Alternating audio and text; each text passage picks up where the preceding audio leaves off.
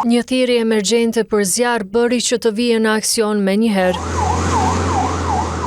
Zjarrfikësit e Deçanit morën rrugë drejt Bjeshkëve për të shuar zjarrin që e kishte kapluar atë pjesë.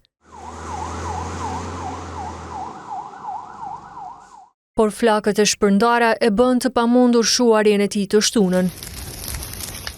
Prandaj pas mesnate, kryetari i Bashkim Ramosa i bëri një thirrje për ndihmë. E nga mëngjesi së dielës, ekipi prej 35 personave me zjarrfikës e vullnetar patën angazhim të plotë.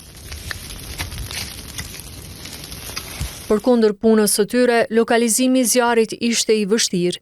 Sot mëngjes jemi mobilizuar ka zjarrfikësat, përpas asaj kemi pas mbështetje edhe të zjarrfikësat unikut. Kemi pas përkojnë shumë vullnetarë, të cilët kanë shku dhe ne kanë mbështet në këtë operacion. Është shpërndar zjarri. Zjarri ka qenë një zjarr masiv në teren i hapur, dhe ka qenë shumë vështirë për me lokalizu zjarrin. Ndonse operacioni kaloi me sukses, zjarret shkaktuan dëme të mëdha. Në pjesën publike të quajtur Qeli u dogjën plot 30 hektar. Është brezi i Gërshtenjës, madje është kufizohet me brezin e Ahirës, si e themi ne, që është keq pse ka ndodhur. Kryetari Ramosa i thotë se zjarri është shkaktuar qëllimisht, prandaj ka një thirrje për qytetarët.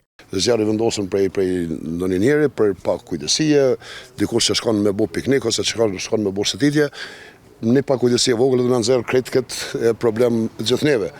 Shpresoj që mos me pas kësi situatash në të ardhmen, edhe me pas kujdes. Përveç Deçanit, Agjencia për Menaxhimin Emergjent tregoi gjatë ditës se kohëve të fundit është vërejtur një shtim i zjarreve. Agjencia apelon për kujdes të shtuar nga të gjithë qytetarët, duke shmangur ndezjen e zjarreve në natyrë dhe duke raportuar çdo rast të dyshimt.